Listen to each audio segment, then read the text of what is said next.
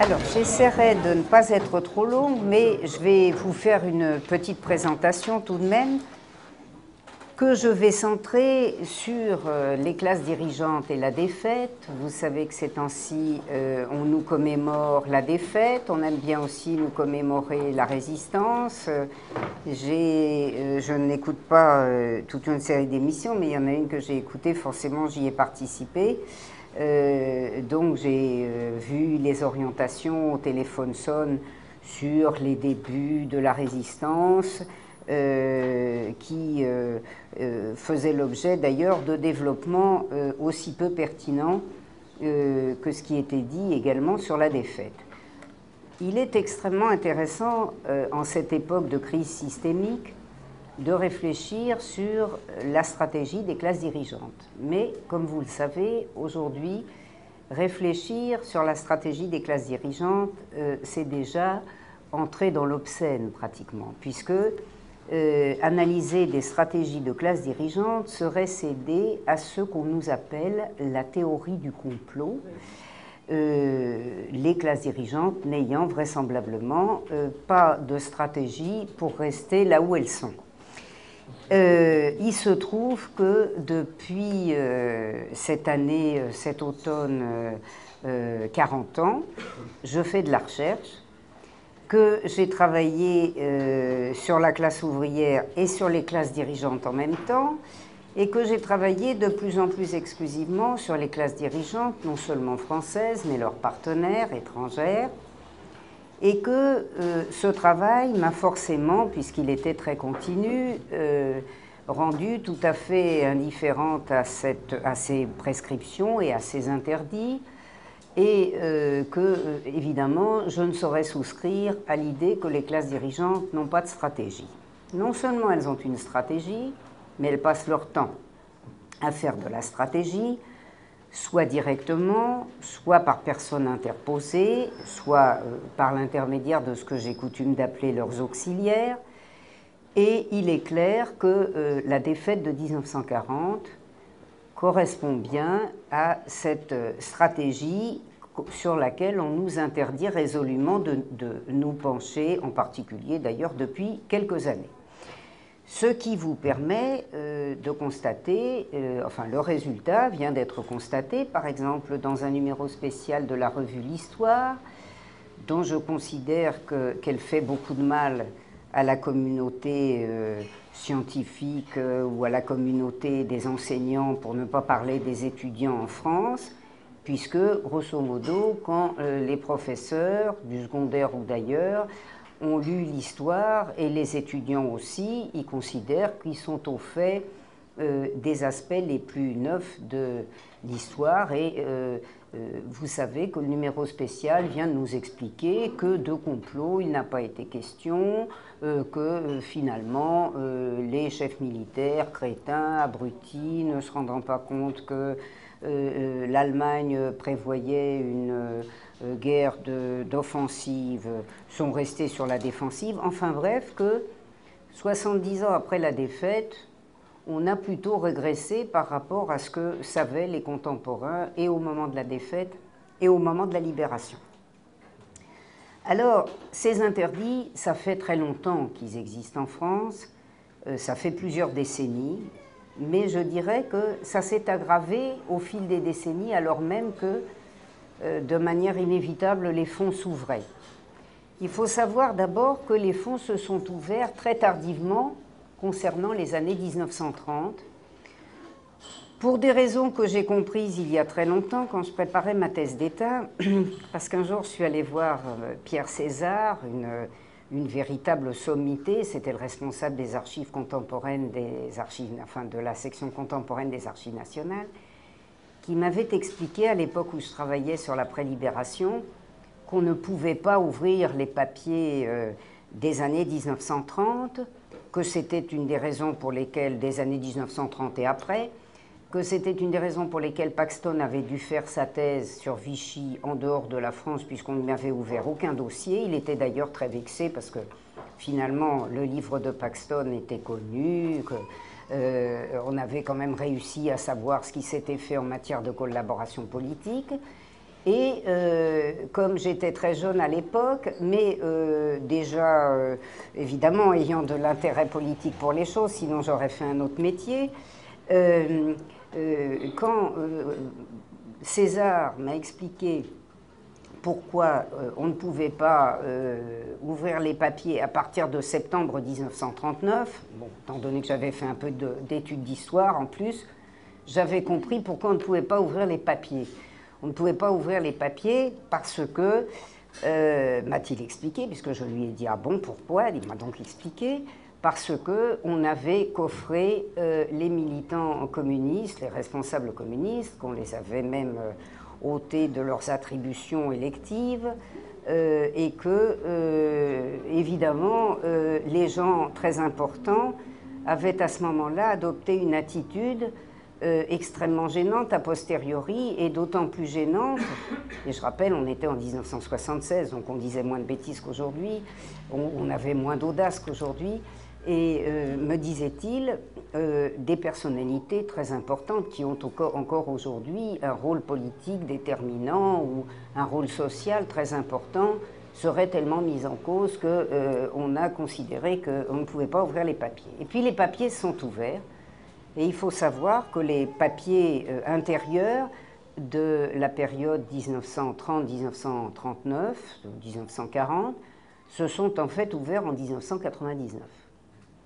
C'est le moment où je venais de finir industriel et banquier sous l'occupation et où j'étais très agacée par une des contraintes que j'ai rencontrées dans ma carrière de chercheuse, c'est-à-dire par l'interdit qui pesait sur la question de savoir comment ces gens importants s'étaient regroupés à Vichy. Il se trouve que dans les fonds de la Deuxième Guerre mondiale, dans les fonds de l'occupation, je m'étais aperçu qu'un groupe très important de personnes, d'hommes en l'occurrence, avait en quelque sorte prévu Vichy, avait organisé Vichy, avait en quelque sorte comploté Vichy, et que ces mêmes hommes s'étaient réunis, avaient fait le gouvernement de Vichy, et qu'on avait su 2 ou 3 choses parce que au printemps de 1941, un scandale avait éclaté entre collaborationnistes et que pour très peu de temps, très peu de temps, parce que Pucheux, ministre de l'Intérieur, avait mis bon ordre à cela, pendant très peu de temps, les Français ou une partie des Français ont appris que un groupe qui s'appelait la Synarchie avait préparé Vichy. Alors moi, je trouve à cette époque beaucoup de dossiers, et puis des dossiers allemands, vous voyez, pas des dossiers fantaisistes, beaucoup de dossiers se recoupant sur cette affaire de Synarchie, et je constate à cette occasion que mes collègues ont décrété un beau jour de 1970 ou les années suivantes que la question ne se pose pas, la Synarchie est un mythe et qu'on n'en parlera pas. Comme j'avais pris l'habitude, en travaillant beaucoup sur les archives, de parler de ce dont il ne fallait pas parler, j'ai continué. Il se trouve qu'à partir de 1999, beaucoup de fonds se sont ouverts. Donc, j'ai pu faire ce que je rêvais de faire dans les années 1990, quand, apprenant ces choses sur la Synarchie, travaillant sur les fonds d'occupation, et comparant avec la démarche d'autres chercheurs, je m'étais aperçu que ce qui était arrivé à la France devait quand même bien ressembler à ce qui était arrivé au grand capital belge. J'avais lu en effet un ouvrage d'un thésard de Paxton qui s'appelle John Gillingham, qui était un historien remarquable, qu'il est resté d'ailleurs jusqu'aux années 1990, et dont le virage européen a fait qu'il a renoncé aux archives ces dernières années et qu'il nous a gratifié de mauvais livres sans source, mais jusque-là il avait bien travaillé. Il s'appelle donc John Gillingham et il avait fait en 1977 une petite thèse, un peu petite mais quand même très stimulante et intéressante, qui s'appelait, si je la traduis, elle n'a pas été traduite bien sûr, elle était publiée en anglais, qui s'appelait « Le grand capital belge dans le nouvel ordre nazi ». Vous imaginez un historien universitaire qui oserait choisir un titre de thèse tel que le grand capital français dans le nouvel ordre nazi. Eh bien, ça se faisait chez les Belges, enfin en Belgique ou chez les Américains, en 1977. Et que disait Gillingham? Gillingham disait que pendant la décennie 1930, le grand capital belge avait à peu près passé son temps, entre autres activités, à élaborer ce que serait sa ligne au moment où les Allemands seraient là. Comment on les accueillerait, quelle structure étatique on installerait. Par exemple, vous voyez, cette idée des secrétaires généraux, c'était même pas la peine de faire un gouvernement, secrétaires généraux, dits techniciens, ça serait bien mieux. Enfin bref, tout était prêt. Moi, j'avais trouvé que c'était une hypothèse très stimulante. Et évidemment, les archives s'ouvrant, je suis allée voir. Je dois dire, je le dis pratiquement à toutes mes conférences, parce que c'est vrai, j'ai passé depuis 6 ans en archives, 5 ans pour faire le choix de la défaite, plus les archives depuis. Et les 5 premières années où j'ai travaillé sur ce qui est devenu le choix de la défaite, je me suis demandé comment je pourrais faire un ouvrage universitaire convenable sur des choses aussi abominables, tellement ce que je trouvais était effrayant. Et puis, compte tenu de l'atmosphère dans laquelle on était, du fait qu'on nous serinait tous les jours, qu'il n'y avait pas de complot, que les classes dirigeantes étaient très bien, n'aimaient pas la politique, adoraient leurs entreprises, ne songeaient qu'à protéger leurs ouvriers, je me disais, ça sera encore plus dur que ce qui précède. Et puis finalement, les sources étant ce qu'elles sont, et quand on est historien, qu'on ne subordonne pas son travail à divers aléas, et en particulier, évidemment, aux prébendes de la carrière, avec les sources, on arrive quand même à faire ce qu'on veut. C'est-à-dire que d'abord, j'ai rencontré des milieux économiques qui contrôlaient à peu près toute l'économie. C'est-à-dire comme les Belges, comme le grand capital belge. Des gens qui avaient atteint un degré de contrôle de l'économie qui nous surprendrait aujourd'hui, de même d'ailleurs que ceux qui n'ont pas lu l'impérialisme, stade suprême du capitalisme de Lénine, seraient très surpris du degré de concentration auquel l'économie internationale était parvenue dès 1913. Lisez-le si vous ne l'avez pas lu, relisez-le si vous l'avez lu, parce que ça se lit toujours avec surprise. Et vous verrez déjà à quel degré on était en 1913. Alors, dans les années 1940, c'était très frappant, les Allemands avaient fait l'analyse très pertinente que, par exemple, la seule Société Générale de Belgique, qui était liée avec la nôtre, et qui était le summum de la grande banque en Belgique, contrôlait à peu près la moitié de la sidérurgie, entre un peu plus des 2/3 de la sidérurgie du zinc, 40% de la marine marchande, 40% des fibres artificielles, 90% des raffineries de sucre, 50% de l'industrie du tabac, et ça ne vous surprendra pas, 80 à 90% des produits coloniaux, c'est-à-dire de cette caverne d'Ali Baba qui était et que demeure, pas pour ces populations, le Congo. Intérêt substantiel dans les mines et les plantations du Congo. La Société Générale de Belgique était un de ces représentants du grand capital belge qui tablait sur l'organisation excellente de la Belgique quand les Allemands y seraient. Eh bien, nous avions les mêmes. La Banque de France, dont je suis allée voir les sources, parce qu'on n'est jamais mieux servi que par les sources directes, banque privée, émanation de ce qu'on a coutume d'appeler la grande banque, c'est-à-dire, vous le savez, qui est indifférente aux religions, qu'on colle toujours dans la banque, puisque s'y retrouvent les 3 religions qui se partageaient alors la France, puisqu'il y a un peu plus de diversité aujourd'hui, et la Banque de France regroupait donc toute la grande banque privée, était elle-même de statut privé, et d'ailleurs, quand le Front populaire dirigé par Léon Blum a adopté la loi du 24 juillet 1936 que des esprits superficiels et non informés pourraient prendre pour une réforme de la Banque de France, ça n'a rien changé du tout. Il y avait un gouvernement général de la Banque de France constitué de régents, on a fait partir les régents par la porte, eh bien, les représentants des régents sont revenus par la fenêtre ou par la même porte. J'explique ça dans le choix de la défaite. Enfin bref, rien n'a changé.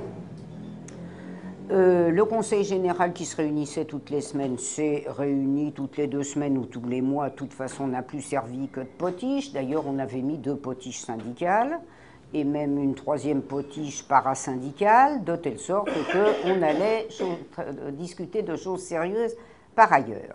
Il y avait aussi, comme en Belgique, les grands groupes industriels, et évidemment plus puissants encore qu'en Belgique, avec au premier rang l'industrie lourde, la sidérurgie. S'il fallait désigner un roi à la France, eh bien, il y en aurait un, bien que la concurrence soit dure. J'opterais pour François de Wendel, à la fois régent de la Banque de France et président du comité des forges du 7 rue de Madrid. Le 7 rue de Madrid, c'était le comité des forges, et celui que nombre de mes collègues qualifient d'animateur de la résistance dans le patronat français. Mes collègues n'ont pas dû bien lire les sources, et peut-être savez-vous d'ailleurs que François de Wendel faisait l'objet de joutes, c'est ce qu'on appelle le débat dans le milieu universitaire, entre mon collègue Jeannet, côté gauche, et mon collègue Marseille, côté droit, paix à son âme, qui se disputaient le personnage de François de Wendel, Marseille disant que c'était un vieux crouton qui n'avait rien compris, et Jeannet expliquant que c'était quasiment un homme de gauche, en tout cas un anti-nazi parfait. Cet anti-nazi parfait a animé de 1926 jusqu'à au-delà toutes les campagnes pro-allemandes, et je puis vous dire que la campagne lancée à partir de l'accession d'Hitler au pouvoir n'était pas la moins enthousiaste en faveur de la nécessaire réconciliation entre la France et l'Allemagne. C'est au nom du comité des forges, les sources sont formelles, que la Première Guerre mondiale avait été menée, achevée et conduite, de telle sorte d'ailleurs qu'à cette époque, le comité des forges pensait qu'il pourrait remplacer le capital allemand comme tête de pont de la sidérurgie, puis évidemment ça ne s'était pas fait, mais on s'est arrangé, j'aurai l'occasion d'y revenir. Je ne parle que de lui, je pourrais vous parler quand même, je vais dire un mot, j'en reparlerai après, de Schneider, autre grand patriote, d'ailleurs patriote dont la présence peut sembler un peu curieuse à celui qui lit l'exergue de mon livre, puisque j'aime beaucoup Marc Bloch, qu'adore une série de mes collègues qui ne le lisent pas, c'est dommage, ou qui le lisent mais qui ne doivent pas comprendre ce qu'il écrit, puisqu'il écrit par exemple, quand il dit qu'un jour viendra, peut-être bientôt, où il sera possible de faire la lumière sur les intrigues menées chez nous de 1933 à 1939 en faveur de l'axe Rome-Berlin, pour lui livrer la domination de l'Europe en détruisant de nos propres mains tout l'édifice de nos alliances et de nos amitiés, et qu'il écrit « Les responsabilités des militaires français ne peuvent se séparer sur ce point de celles des politiciens comme Laval, des journalistes comme Brinon, des hommes d'affaires comme ceux du Creusot, des hommes de main comme les agitateurs du 6 février, mais si elles ne sont pas les seules, elles n'apparaissent que comme plus dangereuses et plus coupables pour s'être laissées entraîner dans ce vaste ensemble. » Donc, Marc Bloch considérait que les militaires étaient les plus coupables, mais vous serez peut-être surpris de constater qu'il cite un seul industriel. Il parle de ceux du Creusot. Ceux du Creusot, c'est Schneider. Et s'il cite ce nom, ça n'est pas un hasard, puisque si le roi de la France était François de Wendel, le roi de la Tchécoslovaquie et de la Pologne était Eugène Schneider.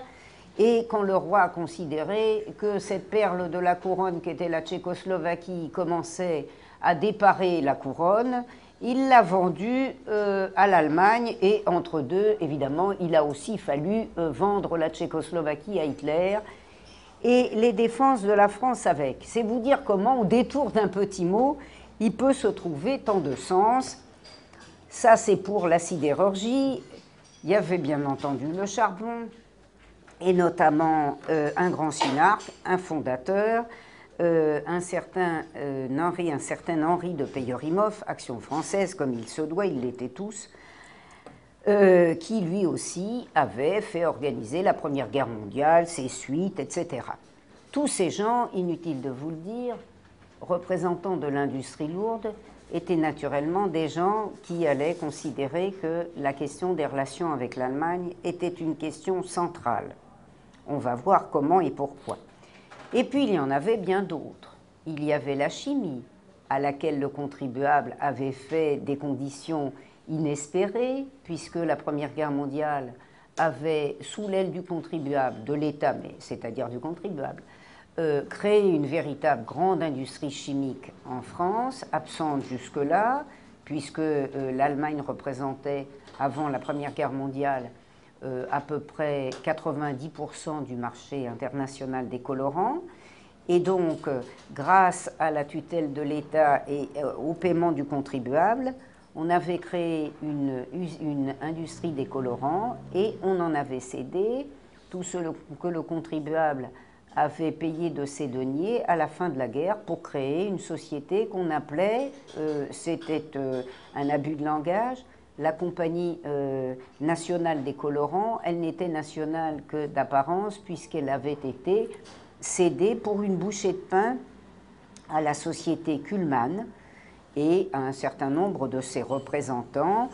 Un des représentants, le représentant le plus éminent de l'industrie lourde, étant un certain René Duchemin, qui, ma foi, a pris la direction de la Confédération générale de la production française, devenue en juillet 1936 la Confédération générale du patronat français, au cas où on n'aurait pas compris que c'était le patronat qui dirigeait la Confédération générale précédente. C'était évidemment dans un contexte de lutte déclarée contre la classe ouvrière française qui expliquait le changement de dénomination.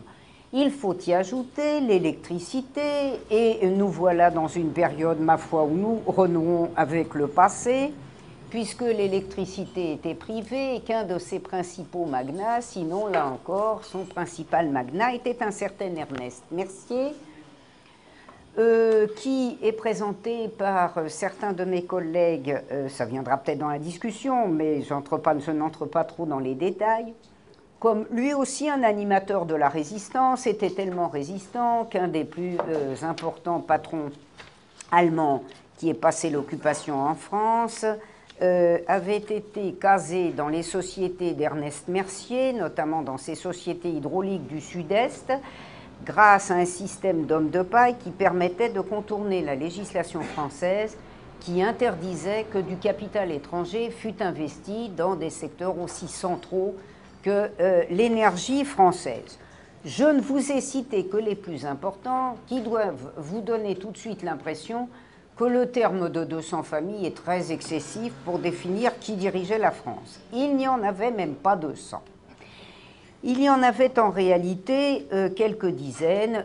Ces quelques dizaines se sont retrouvées à la tête de ce que j'exposerai tout à l'heure sur le plan politique, c'est-à-dire leur émanation, la fameuse synarchie qui n'existe pas, qui n'existe toujours pas, mais qui existe quand même. Alors, ces milieux, évidemment, jouaient un rôle économique et social déterminant, puisque je l'ai dit, ils contrôlaient toute l'économie. Ce qui nous intéresse ici, c'est qu'ils avaient noué, dans le cadre de l'économie internationale, je laisse de côté pour l'instant les aspects intérieurs, ils avaient noué avec l'Allemagne des relations tout à fait privilégiées.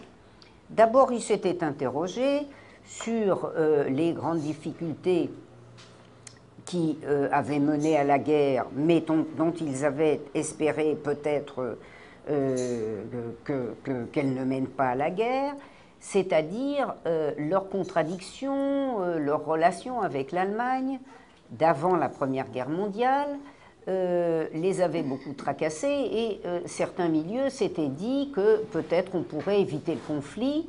Je le dis pour qu'on sache que les choses qui sont arrivées dans la Première Guerre mondiale ou dans la Deuxième Guerre mondiale, finalement, ressemblent à celles de la Première Guerre mondiale bien plus qu'on ne le pense. Donc, on avait fini par entrer en guerre en 1914, mais en 1939, ça a été infiniment plus délicat pour des raisons que je vais exposer rapidement et qui se sont véritablement mise en place définitivement, disons depuis 1923-24. En effet, Versailles avait institué ce qu'on trouve dans tous les manuels, ce que mes étudiants me ressortent quand ils sont tout petits, que le traité de Versailles avait été épouvantable, etc., que l'Allemagne était accablée par les réparations. Le peuple allemand a été accablé, c'est vrai, mais le capital allemand, non. Et pourquoi l'Allemagne était-elle si importante? Pour deux raisons majeures. Pour des raisons commerciales, qui se sont accentuées avec la crise des années 1930. L'Allemagne était en effet un énorme client et je laisse tomber les années 20 parce que mon exposé préliminaire serait trop long. Dans la période de la crise, l'Allemagne est entrée, tout le monde le sait, de manière massive dans la solution par le réarmement. Réarmement clandestin, il faut le savoir, qui n'avait pas attendu Hitler, qui était mené fort avant, dès 1919, et que la crise avait accéléré avant Hitler, sous Brüning et ses successeurs. Or, ni la France ni l'Angleterre n'avaient envie de réarmer. Pour des raisons qu'ont exposées très bien certains de mes collègues, anglophones notamment, mais qui en France n'existent pas, c'est-à-dire que les conditions d'exploitation en France et en Angleterre étaient jugées insuffisamment intéressantes. Par conséquent, le réarmement ne tentait plus. Par contre, il tentait beaucoup l'Allemagne qui avait réussi à casser ses salaires d'une manière admirable. Il faut bien le dire, dans les années 1920, le modèle italien avait énormément plu aux classes dirigeantes françaises, comme à toutes les classes dirigeantes européennes et états-uniennes aussi. Hein. Bon. Mais finalement, les Italiens étaient un peu modestes dans les méthodes d'exploitation par rapport à ce qu'ont fait les Allemands en 1930 et encore plus en 1933. Parce qu'en 1933, c'est devenu absolument glorieux. 16 heures par jour, pas d'heures supplémentaires, pas de syndicats, c'est encore mieux. Évidemment, quand ils sont raisonnables, on obtient beaucoup d'eux, mais quand on n'en a pas, c'est encore mieux. Plus de partis ouvriers, ceux qui ne servaient pas à grand-chose, parce qu'il valait mieux qu'il n'y en eût point, et puis ceux qui servaient à quelque chose, qu'on avait de toute façon mis immédiatement dans les camps de concentration, de sorte qu'on ne les retrouverait plus. Enfin, tout ça était excellent, et le modèle italien est devenu, évidemment, un modèle allemand qui a tout emporté. Il faut dire, on doit à l'honnêteté de dire que le capital français n'était pas le seul dans ce choix. Hein. Comme on ne le sait pas, le capital anglais a été lui-même très tenté. Enfin, tout ça faisait, pour revenir à l'aspect économique des choses, puisque je suis passé à l'aspect social, tout ça pour vous dire que si l'Allemagne avait intérêt à réarmer, nos milieux dirigeants, non. Ça vous explique, comme disait un de mes collègues, que Renault soit devenu un très grand pacifiste, dont la fortune avait beaucoup grandi dans la Première Guerre mondiale, mais qui n'aimait plus la guerre, plus du tout, plus du tout. Il n'a recommencé à l'aimer qu'à partir de l'été 1940, où il a fait travailler ses usines pour la guerre, alors que jusque-là, il aimait mieux faire des voitures de tourisme. Bien. Donc, comme on ne réarmait pas, pour toute une série de raisons bien exposées par d'autres, et que j'espère j'ai exposé correctement, mais il fallait bien vendre nos matières premières, nos fameuses matières premières de ces secteurs dont je vous ai parlé tout à l'heure. Eh bien, ma foi, l'Allemagne qui réarmait était un excellent acheteur de matières premières. Qu'à cela ne tienne, on les lui a vendues. Et donc, on lui a vendu notre excellente minette de Lorraine, plus quelques minerais par-ci par-là, en Normandie, plus les minerais des colonies. Et alors, jusqu'à une date très avancée, je vous le dis d'ailleurs, sachez-le, qui a bien entendu dépassé la période de la drôle de guerre, de telle sorte que quand les Allemands ont négocié les accords de l'été 1940, ils n'ont pas négocié des accords, ils ont prorogé des accords qui avaient couru comme il fallait depuis les années 1920, accord de commerce de 1927, accord de commerce de 1937. renoué, prorogé dans la fièvre de l'été 1939. C'était une véritable frénésie. Et ce qui était vrai de la minette a été vrai de la bauxite, c'est-à-dire qu'il faut que vous le sachiez, l'aviation allemande allait très bien grâce à notre bauxite. C'était le principal fournisseur de l'Allemagne, qui avait aussi de la bauxite hongroise, mais la nôtre, c'était plus. Et d'ailleurs, les ingénieurs de Krupp reconnaissaient volontiers, à l'été 1939, que leurs usines fonctionnaient à plus de 50%, grâce aux seules livraisons françaises, puisque même à l'été 1939, la Suède livrait un petit peu moins de fer. Bien, elle a beaucoup livré, elle aussi, mais enfin, je ne suis pas ici pour parler de la Suède. Alors, énorme client, j'arrête avec le fer et la bauxite, mais je pourrais continuer, et ça n'a pas arrêté dans toute la période. Énorme client. Énorme débiteur également. Il faut bien le dire, débiteurs bien moins que ne sont aujourd'hui les États-Unis ou bien d'autres, parce que la crise systémique de 1931 nous paraîtrait une petite plaisanterie à côté de la présente, mais enfin cette petite plaisanterie a quand même failli faire chuter le capitalisme, je dirais quasiment par chaos technique, à l'été 1931. Il n'y a pas de chaos technique de la chute des systèmes, il n'est pas tombé, mais quand même ils se sont interrogés gravement.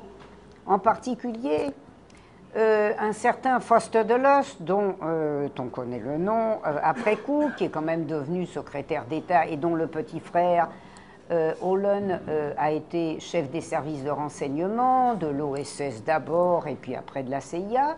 Eh bien, Foster Dulles, qui en 1930 était assez tranquille, en 1931 s'affolait un peu et se demandait quand même si, sous l'effet de l'endettement allemand et des problèmes créés par la dette allemande, le système n'allait pas s'écrouler.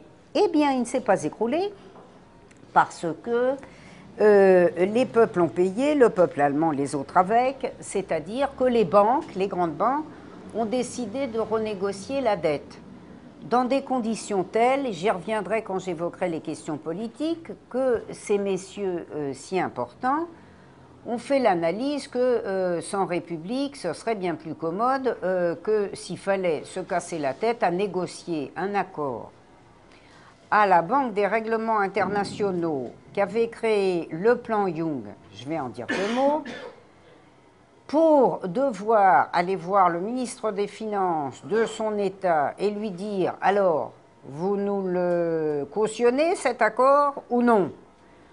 Il fallait passer par le Parlement, qui se laissait faire, mais tout de même, après avoir hésité un peu, parce que c'était quand même très gros. Je vais vous donner un exemple quand même, pour vous convaincre de la nécessité dans laquelle ces messieurs se sont trouvés de liquider nos institutions.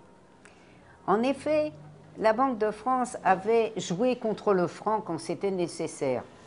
Sachez-le, parce qu'aujourd'hui, on joue contre la, j'allais dire contre la drachme, on joue contre la Grèce, mais bien entendu, le capital grec joue contre la Grèce autant que le capital international, de même que le capital allemand, si patriote, a exporté autant de capital pendant la crise de 1931 que le capital international, tous confondus. Et donc, ces messieurs de la Banque de France avaient joué le franc dans l'époque dite du mur d'argent. Puis bien joué, hein. Donc ils avaient acheté de la livre. Et puis en 1931, comme vous le savez, il y a eu un krach systémique. C'est-à-dire que c'était même plus la crise de 29, hein, c'était bien plus grave que la crise de 29. À la suite d'une manifestation aiguë de l'endettement allemand, un énorme trust s'est effondré, qui s'appelait la Nordwolle, et comme la Banque d'Angleterre était engagée jusqu'au cou en Allemagne, elle a failli s'écrouler. Mais comme la Banque d'Angleterre s'est écroulée, la livre avec, et comme la Banque de France avait spéculé contre le franc et acheté de la livre, elle s'est trouvée fort dépourvue quand la bise fut venue. Et donc, la bise étant arrivée, qu'a demandé la Banque de France à l'État français? Qu'à cela ne tienne, revalorisez-moi mes avoirs. C'était un peu embarrassant, même pour Flandin, bien compréhensif. Il faut bien dire que sa carrière politique le rendait très compréhensif à l'égard des desiderata du capital. Donc, vous voyez, il s'est fait tirer l'oreille quelques jours, une semaine. Quand la Banque de France a dit ça, a demandé ça, puis quand la Banque de France a dit, bon, on a décidé de renégocier la dette, eh bien, vous allez garantir la dette allemande. L'État français? Eh bien oui, l'État français. Mais il a fallu 15 jours. Sans Parlement, il aurait fallu un jour. On aurait pris la décision et l'État, constitué directement par la banque, aurait couvert la décision. C'était bien plus commode. Ça vous explique les projets politiques qui allaient aboutir dans les années 1930. C'est d'ailleurs le gouverneur de la Banque de France, un certain Clément Moret, qui en juillet 1931, se retrouvant avec son collègue allemand Luther, dont Hitler allait faire un ambassadeur à Washington, se retrouvant avec Luther à Bâle, à la Banque des règlements internationaux, premier club des banques centrales dont on entend ces temps-ci parler, puisqu'il est question d'endettement.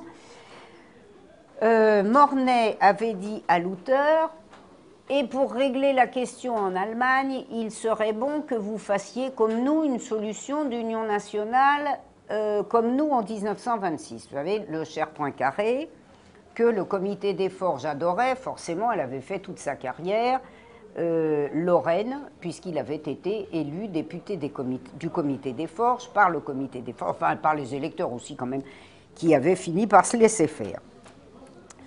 Et donc, ma foi, étant donné que les banques, couvertes par l'État, mais avec une petite attente, avaient décidé de proroger la dette allemande et de faire des conditions de remboursement acceptables, vous comprenez bien sûr pourquoi le grand capital français a trouvé intolérable que la politique extérieure française pût être en mesure de gêner les négociations avec cet excellent acheteur allemand qui était aussi un débiteur qui payait sa dette privée. Je ne parle pas ici des réparations qui, elles, avaient été balayées. Ça n'est pas notre sujet ici. Et donc, c'est dans ces conditions que le capital a trouvé astucieux de souscrire aux desiderata allemands, y compris évidemment aux desiderata d'expansion, d'autant plus que la crise avait rendu la couronne d'Europe de l'Est, d'Europe orientale, que s'était constitué le capitalisme français après sa victoire de 1918. Ce capital français a trouvé cette couronne de l'Europe orientale plutôt pesante et il a décidé de se délester de quelques perles qui étaient devenues des boulets. Une des décisions, c'est bien entendu de se débarrasser du boulet de Skoda qui faisait une concurrence insupportable à Schneider, qui lui volait tous ses marchés d'ailleurs et violait allègrement toutes les conditions initiales de l'alliance passée lorsque Schneider avait pris le contrôle de Skoda grâce à l'État français en 1919-1920. Alors vous me direz, on a bien l'impression que ces gens faisaient ce qu'ils voulaient dans le domaine économique. Mais ce qu'on ne sait pas, c'est qu'ils faisaient tout ce qu'ils voulaient sur le plan politique. Vous me direz, s'ils faisaient tout ce qu'ils voulaient, on se demande bien pourquoi ils ont décidé de changer les institutions. Eh bien, l'autonomie ou l'indépendance du politique n'existait pas. Elle n'avait jamais existé, d'ailleurs, je vous le signale, puisque la bourgeoisie s'est arrangée quand elle a pris le pouvoir, ce qui est quand même bien le minimum, pour le contrôler, ce pouvoir. Elle l'a tellement contrôlé qu'elle a créé, sous Bonaparte, dont elle avait financé le coup d'État, une Banque de France, la même, qui avait des droits tutélaires sur l'État puisqu'il lui consentait des avances. Si la Banque de France refusait les avances, il n'y avait plus de gouvernement. De sorte que, vous le savez peut-être, enfin, si vous avez vu les archives de la Banque de France, vous le savez, et puis si vous m'avez lu, vous le savez aussi, il est légitime de dire que la France connaissait une dictature de la Banque de France, puisqu'aucun gouvernement ne se présentait devant une assemblée, sans que le président du Conseil pressenti par les élections, aurait-on pu croire, par les élections, n'eût pris son ministre des Finances sous le bras pour aller se présenter devant le gouvernement de la Banque de France, auquel l'un et l'autre juraient leur grand Dieu qu'ils feraient, comme d'habitude, un programme d'austérité. Ce qui, en clair, veut dire de verrouillage des salaires, car il était toujours indispensable pour le franc et l'intérêt général compris par la Banque de France que l'austérité des salaires fût complète. Donc, d'abord, il dirigeait le gouvernement. Dirigeant le gouvernement, vous vous doutez bien qu'il s'arrangeait pour que le gouvernement, qui avait quand même une petite condition préalable, il y avait des élections et il y avait des partis majoritaires qui déléguaient le président du Conseil pressenti et son ministre des Finances devant le gouvernement de la Banque de France. Il fallait bien consentir des efforts pour que les hommes politiques qui seraient amenés à être présidents du Conseil fussent en mesure de satisfaire la Banque de France. Ça veut dire quoi en bon français? Que la Banque de France et le grand capital finançaient les partis. Tous les partis, ou presque. Il y en a un qu'elle ne finançait pas. C'était le jeune parti communiste, dont l'indépendance était totale par rapport au capital français, ce qui créait évidemment une situation tout à fait particulière. Le grand capital français étant en mesure, cependant, parfois, de lui soutirer, de lui arracher ou soustraire des militants fort importants, puisqu'il pouvait aider à la conquête des classes populaires. C'est en général dans les partis de gauche que vous allez chercher des gens qui ne se font pas élire dans le 16e arrondissement, mais dans la Seine et la Seine-et-Oise antique, ou alors dans les départements équivalents. Et il faut bien dire que pour le patronat, par exemple, la prise d'un Doriot a été une belle prise, quoique finalement vaine. Mais sinon, il contrôlait tout. Or, vous me direz, la droite et l'extrême droite, oui. Alors là, totalement. Hein. Bon. Ça vous explique qu'il est arrivé en France, qu'il est arrivé en Allemagne, quand le capital allemand a décidé de sacrifier ses partis chéris, le populiste et le national allemand, qui ne rapportaient plus les dividendes attendus. Eh bien, ma foi, le jour où le patronat supprimait les crédits, c'est-à-dire ce qui permet de se présenter devant les électeurs, hein, parce que vous le savez, une campagne électorale, ça coûte cher, des tracts, ça coûte cher. Bon. Eh bien, quand le grand capital allemand a retiré les crédits, eh bien, ils sont effondrés, encore plus. Bon. Et comment est-ce qu'Hitler est devenu majoritaire? Jamais, jamais dans l'absolu, mais quand même parti majoritaire relatif. Eh bien parce que, ma foi, on lui a fait ses campagnes, notamment avec la presse contrôlée, pour ne citer que cet exemple, contrôlée par Alfred Hugenberg, ancien directeur de groupe, qui contrôlait quand même au début des années 1930 plus de 50% de la presse nationale. Je le dis parce qu'il y a des gens qui nous expliquent que les marchands d'avions qui contrôlent la presse, c'est neuf. Le comité des forges contrôlait la presse. Alors mon collègue Jeannet dit non, ça n'est pas vrai, parce que François de Wendel dit que ça n'est pas vrai. Mon collègue Jeannet se trompe. François de Wendel mentait, et s'il avait lu sérieusement les archives policières spécifiques, c'est-à-dire chargées d'étudier le contrôle capitalistique des journaux, quasiment jour par jour, mon collègue Jeannet ne se serait pas trompé. Mais il a plus confiance dans François de Wendel que dans les sources. Donc ces messieurs contrôlaient les partis de droite. Ils contrôlaient l'extrême droite. L'extrême droite était leur servante, comme le reste. Les ligues qu'ils avaient constituées dans les années 20, puis s'en étaient constituées d'autres dans les années 30, on ne va pas rentrer dans le détail. Et même d'ailleurs, avant que la classe ouvrière ne levât la paupière, ils avaient même décidé en 1935-1936 de les unifier. C'est comme ça qu'a été constituée la cagoule, qui est devenue le bras armé de leur grand instrument politique dont je vais parler. Ils soutenaient les partis, ils dirigeaient la presse, et puis je peux vous dire, hein, pas par contamination d'atmosphère, parce que les campagnes de presse, ça se lance. Vous allez regarder dans les archives de police, dont certains de mes collègues disent le pire, vous voyez, de la basse police, bon écoutez, bas ou haut, ce sont des archives tout à fait correctes Et je voudrais bien qu'il y ait un collègue qui vienne m'expliquer qu'on ne fait pas l'histoire des relations internationales avec les archives diplomatiques, qu'on ne fait pas l'histoire militaire avec les archives des ministères de la guerre, etc., etc. Bien. Donc ces messieurs contrôlaient tout. Ils contrôlaient aussi, alors ou ça viendra peut-être dans la discussion, ça les amenait à contrôler certains syndicats, bien entendu, moins d'autres. C'est pour ça d'ailleurs qu'ils ont trouvé plus intéressant de supprimer non seulement les autres, mais leurs militants avec. Et ces messieurs, à niveau très élevé, voulaient constituer une sorte de club politique qui dicterait la loi et instituerait le programme jugé congru.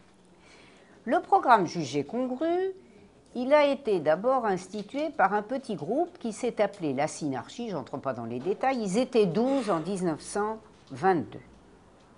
Vous aviez le comité des houillères, moins directement d'ailleurs le comité des forges, mais il était représenté par d'autres. Et donc, disais-je, ces messieurs ont décidé, alors je disais, le comité des forges, un peu par personne interposée ou par banque interposée, et la grande banque.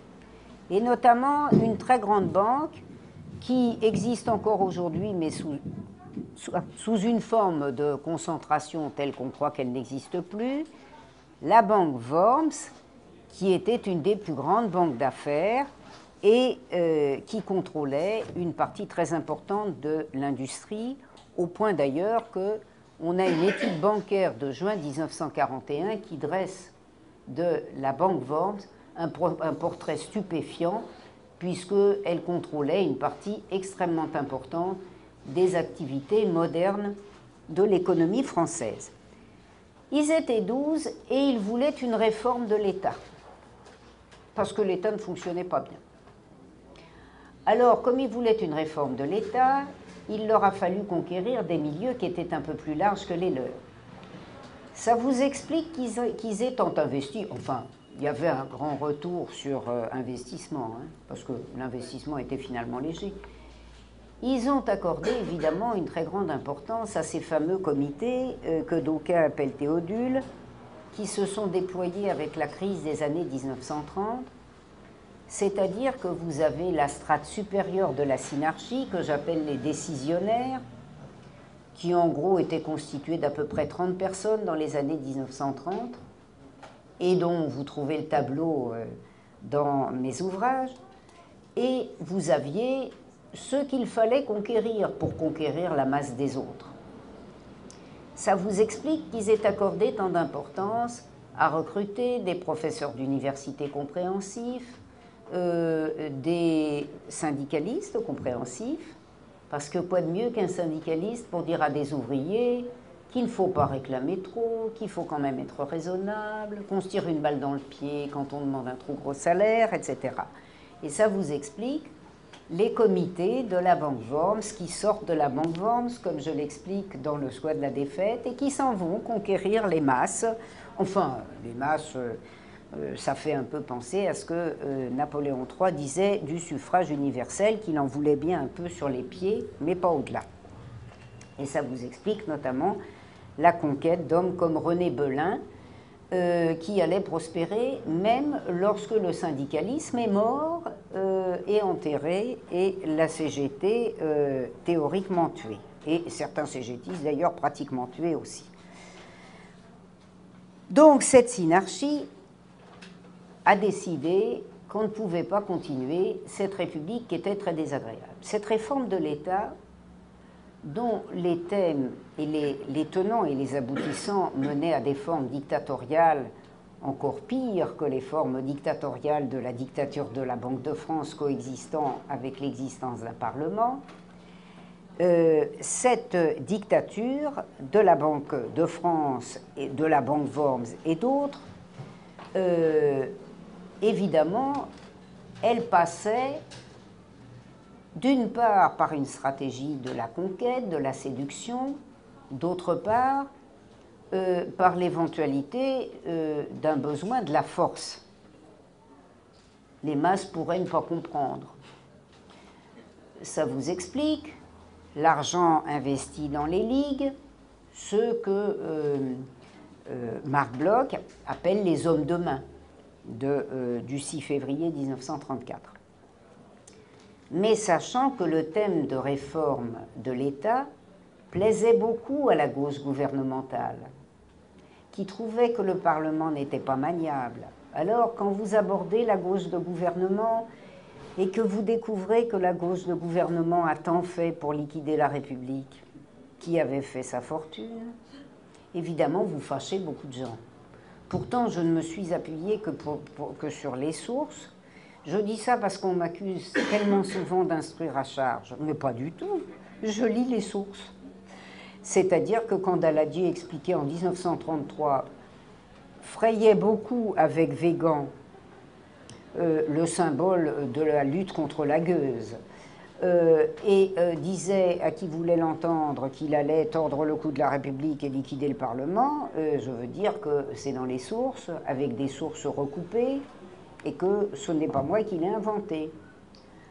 Quand Léon Blum adorait la réforme de l'État, continuait à adorer la réforme de l'État, était au courant de tous les projets de liquidation de la République, mais faisait en sorte que son électorat, qui lui n'était pas d'accord, assurément, avec cette liquidation de la République et des institutions populaires, quand Léon Blum laissait faire, était au courant, et prenait des mesures positives, j'y viendrai, pour que la France ruinât ses alliances extérieures, dont parlait Marc Bloch, évidemment, la gauche de gouvernement s'était laissée séduire dans des conditions qui en font une des responsables, des incontestables responsables de la liquidation de la République, soit par activité positive, soit par passivité, mais vous savez ce que c'est qu'une complicité passive. Une complicité passive, ça peut mener à des chefs d'accusation gravissimes, et il est clair qu'il y a de quoi. Donc, la synarchie, qui ne se salissait en général pas les mains, sauf quelques exceptions. Deloncle, par exemple, est un synarque non négligeable et est un cagoulard qui y allait à l'arme blanche et à d'autres armes. Mais en général, il y avait délégation. Ce qui veut dire que les personnages les plus représentatifs de la synarchie, qui se servaient des ligues, ont évidemment joué un rôle déterminant dans cette fusion des ligues sans que, officiellement, eussent disparu les ligues, car elles existaient toujours. Mais cette fusion des ligues qu'on a appelée la cagoule, et qui s'est appelée la cagoule à l'occasion d'une de ces grandes manifestations d'avant 1940, c'est-à-dire la tentative de putsch de la nuit du 16 au 17 novembre 1937. Il y avait une cagoule civile, les grands cagoulards se confondant avec les grands synarques. Il y avait une cagoule militaire. Alors là, vous entrez dans le domaine du tabou, de l'affreux tabou. Vous savez, ces crétins qui ne comprennent pas que la guerre offensive, l'Allemagne va la mener, qui continuent à nous prôner la guerre défensive parce qu'ils ont 70, 80 ans et que quand on est vieux, on est forcément abruti. Ces chefs militaires, eh bien, ils formaient la cagoule militaire, et je vous prie, avec pour deux premiers, Pétain et Végan. Les sources sont absolument incontestables, et si mes collègues s'époumonnent à dire qu'il n'y a pas lieu de parler de complot, c'est parce qu'ils ne les ont pas regardés. Je vous assure que le jour où ils les regarderont, et longtemps, hein, ils ne pourront plus avoir de doute. C'était les chouchous des milieux patronaux, et à tel point chouchou qu'en 1934, je n'entre pas dans les détails, l'affaire était faite. Elle était tellement faite que un des émissaires du comité des forges, c'est-à-dire de l'ensemble dont nous venons de parler, François Poncet, représentant ès-qualité du comité des forges, il avait dirigé sa presse, qui explique qu'elle l'avait fait élire député. Et puis, elle l'avait envoyé, on n'est jamais si bien servi que par soi-même, et le comité des forges avait l'habitude de se servir à Berlin, c'est-à-dire qu'il nommait les ambassadeurs. Le comité des forges avait fait nommer en septembre 1931 un certain André-François Poncet. Vous savez, son fils récemment dirigeait la Banque de Paris et des Pays-Bas et est un de nos grands Européens. De même d'ailleurs que le fils d'Avignon était un grand Européen et que son papa, représentant du comité des forges belges, était ambassadeur dans l'Allemagne hitlérienne et était aussi européen que son fils. Donc, François Poncet, en 1933, fréquentant comme il se doit, vu son rôle d'ambassadeur, les milieux dirigeants allemands, notamment Hitler et von Neurath, son ministre des Affaires étrangères, François Poncet indiquait de manière répétée à ces personnalités que bien en 1933, en novembre, décembre 1933, que bientôt la France connaîtrait un gouvernement autoritaire, très autoritaire. Alors, la première tentative du très autoritaire, ça a été le 6 février 1934. À la suite de quoi, on a trouvé la formule de 1940. C'était d'une part Laval, qui avait connu une jeunesse socialiste, mais une maturité fort peu socialiste, et un enrichissement absolument considérable. Il y a beaucoup de cas d'enrichissement d'hommes politiques parce que le grand capital, vous le savez, consent volontiers des prébendes, parfois d'énormes prébendes. Ça valait les parachutes dorés à ceux qui le servent et Laval était un de ceux-là. La formule était prête. Il ne restait plus qu'à l'agrémenter, ce qui est devenu possible, ma foi, dans la période ultérieure, puisque la République s'est prêtée avec tant de bonne volonté à ce qu'elle savait, évidemment, par le menu. Je ne donnerai qu'un exemple qui est quelqu'un dont on fait une sorte de victime, d'autant que pendant la guerre, on lui a fait un procès, enfin, le régime de Vichy a semblé bien ingrat. C'est-à-dire, par exemple, Daladier, qui a consacré la mort de la République dans des conditions d'ailleurs qu'on ignore aujourd'hui. Et je vais vous dire qu'on n'ignorait pas quand j'étais adolescente ou quand j'étais jeune prof, mais qu'aujourd'hui on ignore totalement. C'est-à-dire qu'il y a beaucoup de gens qui savaient, il y a quelques décennies, que 1938-40 avait introduit en France une dimension nouvelle de la dictature politique. Qui le sait aujourd'hui? Je ne sais pas s'il y a 2% des gens.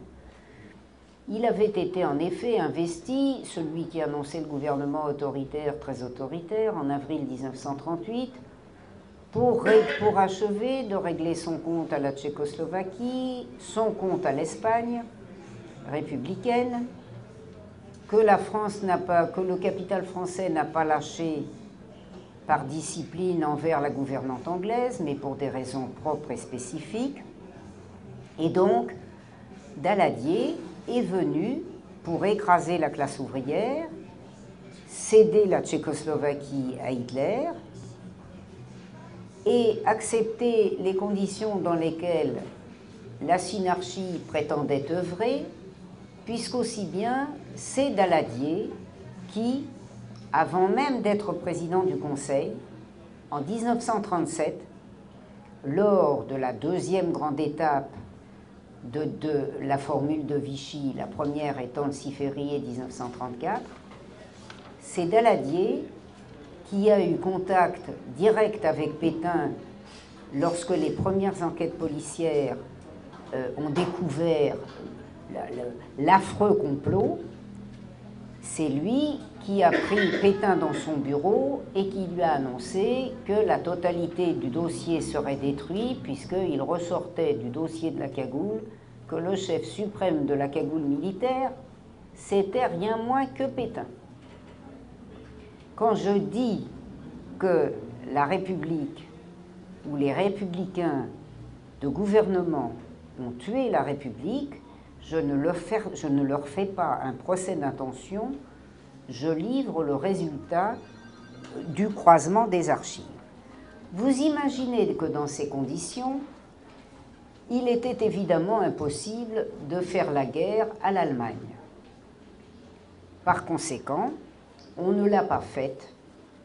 Et comme l'Allemagne prétendait la faire, on ne l'a pas faite. On a même, comme a dit André-François Poncet, lorsqu'il est passé de Berlin à Rome, après avoir sacrifié la Tchécoslovaquie, parce qu'il a eu un rôle tactique intéressant, important à cet égard.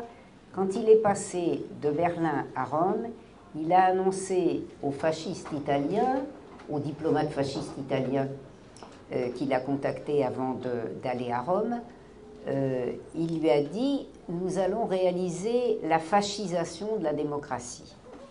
Eh bien, la fascisation de la démocratie, c'est 1938-1940. Et la fascisation de la démocratie a, sous la présidence du Conseil de Daladier, permis à Pétain, reconnu pour ce qu'il était, d'aller se préparer une année auprès de Franco, d'abord à Saint-Sébastien puis à Madrid, avec toute l'équipe qu'il réimporterait en juillet 1940 dans les conditions qui, elles, sont publiques, c'est-à-dire celles de la liquidation de la République au 10 juillet 1940, qu'on nous explique au fond comme une tromperie des pauvres parlementaires ayant perdu leur repère le 10 juillet 1940 et fort inquiets de leur avenir et ne sachant plus ce que la République leur avait appris et ce qu'ils lui devaient. Alors vous me direz, mais tout ça, pourquoi on ne sait pas? Et vous savez pourquoi on ne sait pas? On ne sait pas parce que les choses ayant beaucoup moins changé qu'il ne semblait en 1944-1945, le nouveau régime gaulliste épuré et si pur a décidé de supprimer deux des éléments des chefs d'accusation des dossiers les plus lourdement chargés, c'est-à-dire de ceux qui avaient fait Vichy, qui avaient été Vichy et qui ont continué à régir la France. Il y avait en effet, au terme de la Deuxième Guerre mondiale, auquel, sur le plan de la collaboration économique, j'ai consacré un ouvrage, il y avait deux chefs d'accusation. Un chef d'accusation gravissime, celui d'intelligence avec l'ennemi, défini par les lois, ou comme haute trahison, c'est-à-dire méritant une seule peine à l'époque, la peine de mort. Et il y avait un deuxième chef d'accusation qui était la collaboration. Eh bien, j'explique dans les deux épilogues, et comme je ne fais pas du neuf avec du vieux, j'ai livré deux épilogues différents avec des personnages différents, on s'est arrangé pour que le chef d'accusation de haute trahison, absolument démontré par l'instruction, et je peux vous le dire, depuis j'ai travaillé sur les 3 W, et je me propose d'ailleurs de continuer, puisque mon prochain livre portera sur le passage de la grande bourgeoisie de la passion allemande à la passion américaine. Comme ce sont les mêmes, vous imaginez que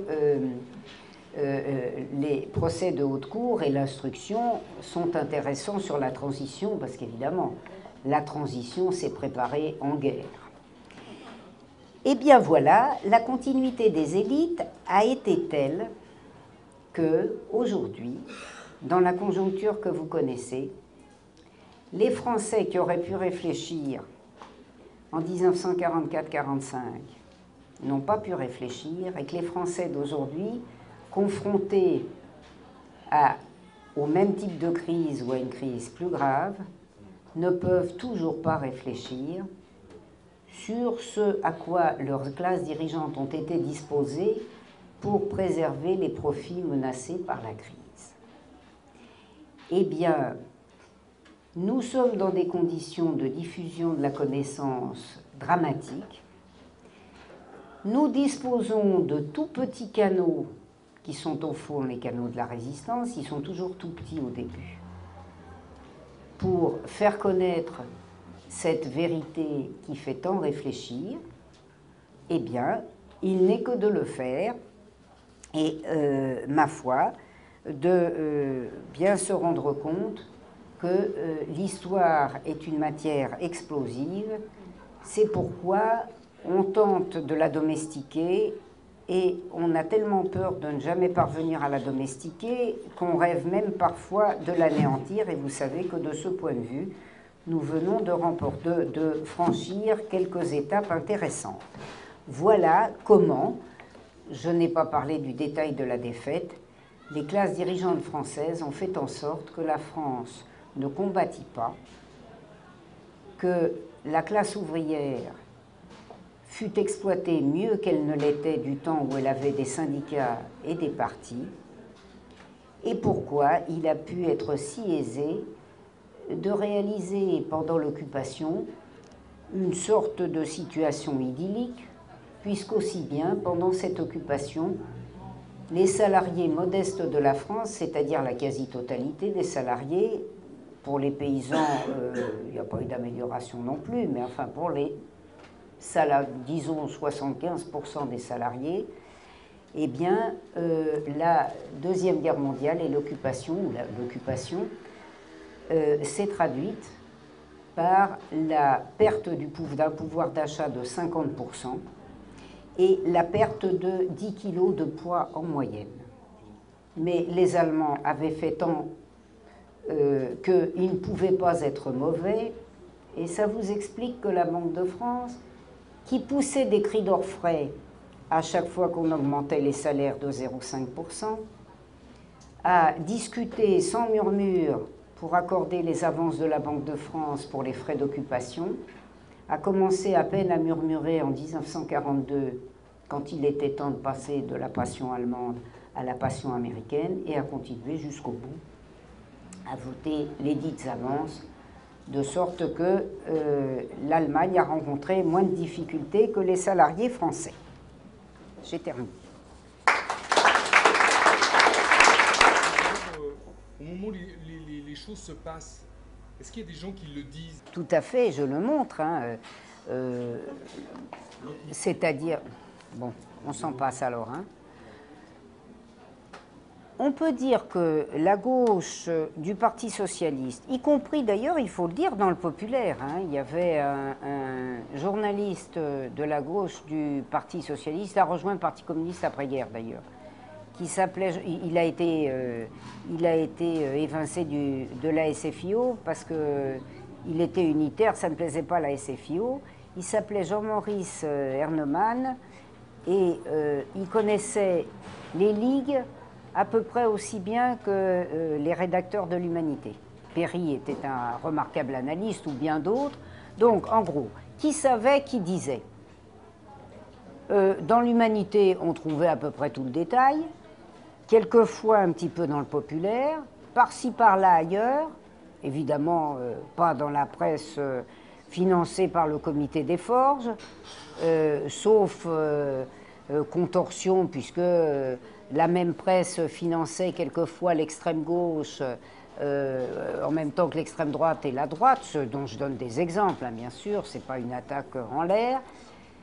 Et je vais donner un exemple, parce que c'est un exemple significatif des risques encourus par quelques vaillants, même quand ils étaient vaillants à éclipse. Il y a un ministre très surprenant, un ministre socialiste, qui s'appelait Marx Dormoy, qui était le successeur de Salengro au ministère de l'Intérieur. Alors, les ministres socialistes étaient comme les autres, c'est pour ça qu'on les a tant utilisés après la Deuxième Guerre mondiale. Ils étaient tellement obsédés par les communistes qu'à l'intérieur, ils faisaient comme leurs camarades du SPD, ils préparaient la répression anticommuniste. Mais bien que très hanté par cette priorité habituelle, il est clair, pour une raison que j'ignore, que Marx Dormoy, qui était un grand propriétaire de la région de Montluçon et maire de la ville, a, pour une raison que j'ignore, après s'être complètement désintéressé de ce que faisaient les ligues, a décidé pendant quelques semaines, après le gros coup de la tentative de putsch de novembre 1937, de prendre le taureau par les cornes, et de décider une enquête sérieuse sur ce qui s'était passé. Il leur a flanqué une trouille bleue. Ça a duré quelques semaines. puisque, qu'est-ce qui lui est arrivé? Le brave radical Chautemps, avec la complicité de ses petits camarades, a fait une chute ministérielle, a fait un remaniement ministériel, il a viré 3 ministres, dont Cotte, qui gênait, parce que cet imbécile n'arrêtait pas de réclamer des négociations économiques, politiques avec l'URSS, avec la Tchécoslovaquie, en voilà une idée, donc lui, sorti. On a sorti un ministre de la Justice socialiste qui, à l'époque, si je ne m'abuse, était Vincent Auriol, parce que lui aussi, il montrait une fermeté trop désagréable à l'égard de certains cagoulards qui étaient en prison. Et on a sorti Marx Dormoy, qui leur a tellement flanqué la trouille que ce Marx Dormoy, qui n'était pas un héros, qui était capitulaire comme je ne sais quoi, puisque les archives sont impitoyables, qui évidemment a fait comme son parti dans la période de répression anticommuniste habituelle, c'est-à-dire a mis le doigt comme ça sur les vaincus dans la fosse aux lions, s'est fait liquider par la cagoule avec l'entière complicité de Vichy qui lui a donné tous les détails et ils lui ont fait sauter la cervelle en lui mettant une bombe dans son lit parce qu'ils se sont vengés de la trouille qu'ils avaient occasionnée à un certain nombre des chefs de la cagoule. Et donc, Marx Dormoy a été exécuté en juillet 1941. On savait, beaucoup de gens savaient, en tout cas, la gauche et l'extrême gauche savaient. La masse de la population, elle savait aussi bien que les lecteurs du Petit Parisien savaient aussi bien que les spectateurs de comment ça s'appelle, TF1, ce qui retournait de la réalité. Mais ça se savait, et ça se disait beaucoup. Bien entendu, d'ailleurs, la cagoule et la synarchie riaient de bon cœur devant ces accusations idiotes, parce que quand a eu lieu l'opération de novembre 1937, on était encore théoriquement dans le Front populaire. Bien entendu, ça s'est dit beaucoup, ça s'est beaucoup imprimé. Et vous aviez les cagoulards qui passaient leur temps à dire que ces histoires de complot étaient absolument ridicules. Ça, ben, vous voyez, ça nous rajeunit ou ça nous vieillit, je ne sais pas comment dire. Oui. En avril 40, le cardinal connu pour les chantiers du cardinal avait été assassiné à l'occasion d'une opération bénigne dont il ne s'était pas remis naturellement. Et vous soulignez que pour souligner ce haut fait, on a assassiné quelques années plus tard son neveu, sa femme et toute sa famille, et il n'y a aucune trace de ce qui s'est passé. Alors ça, c'est la première question. Ma deuxième question, qui touche une période tout à fait proche, puisque c'est les quelques jours qui ont suivi le 10 mai, comment se fait-il que la France se soit fait battre en 5 jours? Car c'est à peu près ce qui s'est passé. Alors vous avez, je crois, plus ou moins indiqué dans votre livre que certains généraux se sont croisés les bras. Enfin, je viens de regarder un livre écrit par un anglo-saxon qui dit non, les gens n'avaient pas le moral, les gens n'avaient pas de bon équipement. Mais alors je voudrais savoir si vous en diriez un peu plus là-dessus, et si vous avez surtout des preuves que c'est extrêmement difficile de faire parler des gens pour dire que le général Intel a tourné le dos. Voilà. Donc mes deux questions pour le moment, c'est...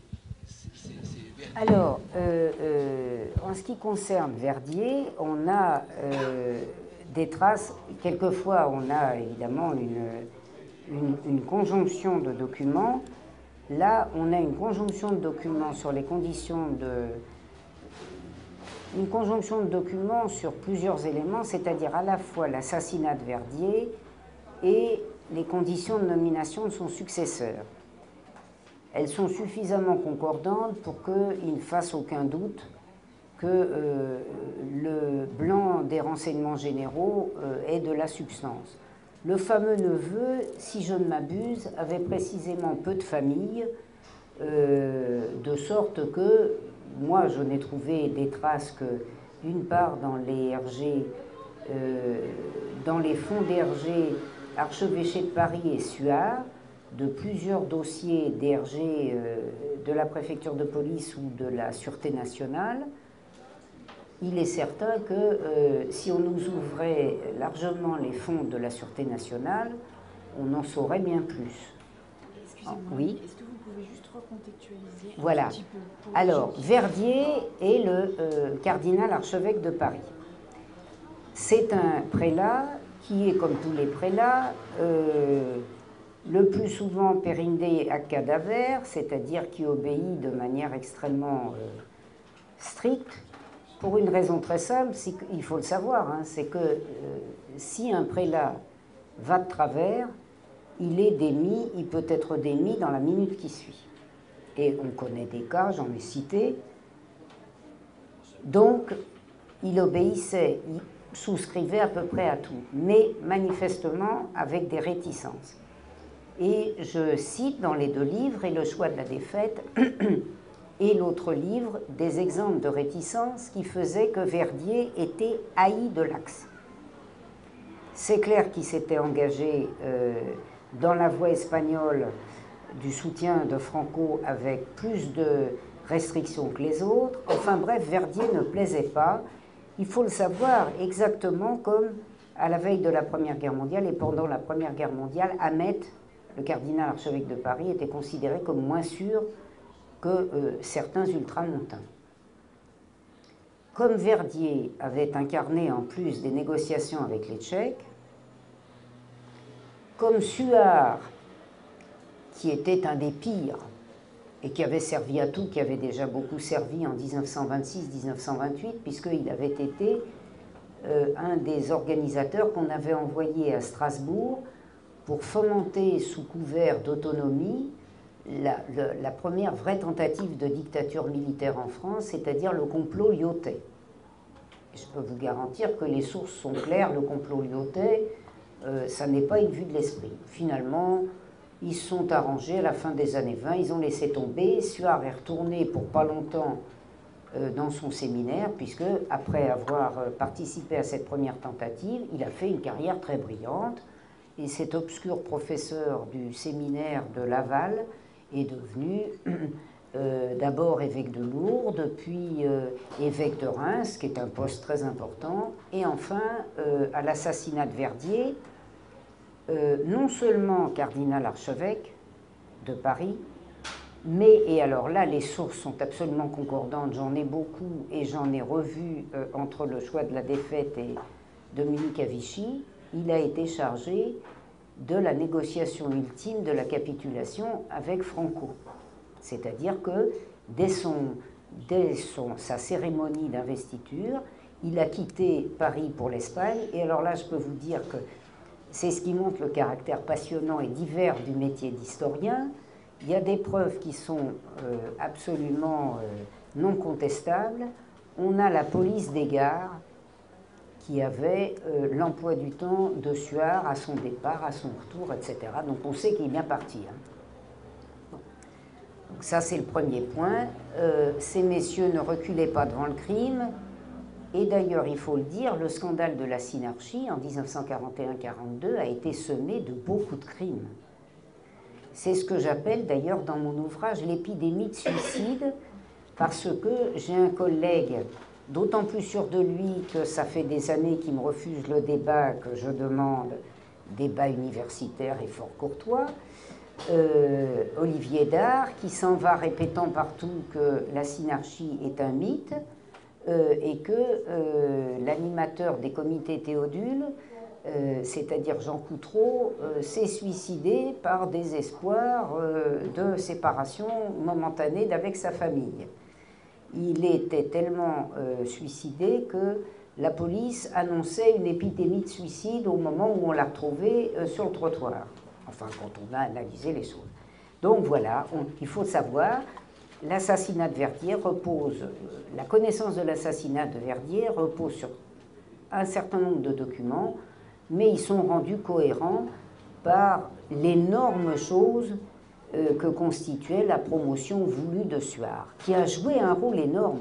Et alors, je dois vous le dire que j'ai encore plus découvert ces derniers temps puisque Suard a été un des grands collaborationnistes. Je vais vous donner un exemple que j'ignorais quand j'ai fait ces deux bouquins. Suard, par exemple, déjeunait avec Heydrich, quand Heydrich est venu à Paris. Vous voyez, je veux dire, c'est pas simplement vive Pétain, Pétain c'est la France c'est Pétain. Hein. Pour le deuxième aspect. Est-ce que Pacelli était au courant? Pacelli était au courant de tout. Pacelli c'est Pie XII. Alors, sur Pacelli,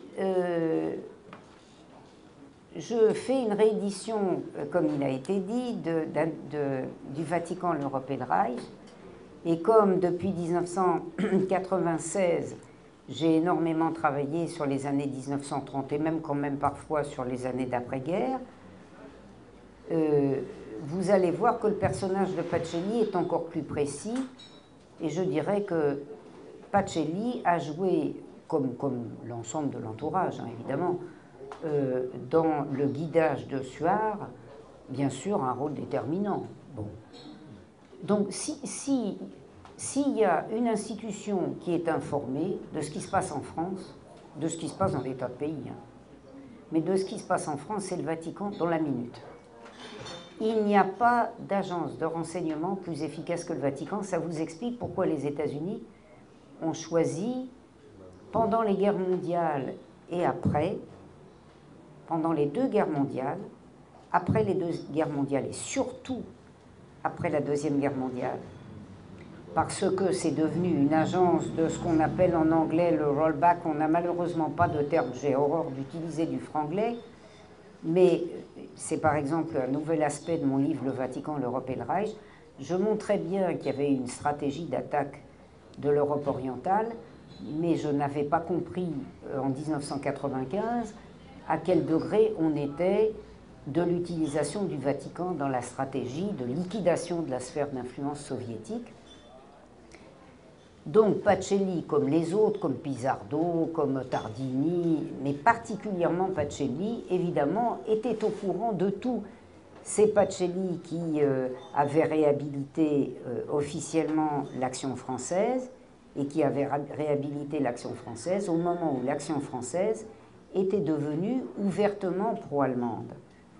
L'Action française était fasciste, était financée par l'Italie fasciste, il faut le savoir, les sources sont là encore, alors là, c'est pas 2-3 courriers. Hein. Elle était financée par l'Italie fasciste, et à partir de 1933, elle a été financée, comme d'habitude évidemment, comme avant, par le patronat français, mais de plus en plus par l'Allemagne nazie. Donc il est clair que Pacelli était une personnalité française d'une importance considérable. Il faut vous dire que Pacelli est une personnalité française importante dans la vie française depuis l'époque de la rupture. C'est un des artisans de la rupture de 1904. C'est l'élève de Gaspari,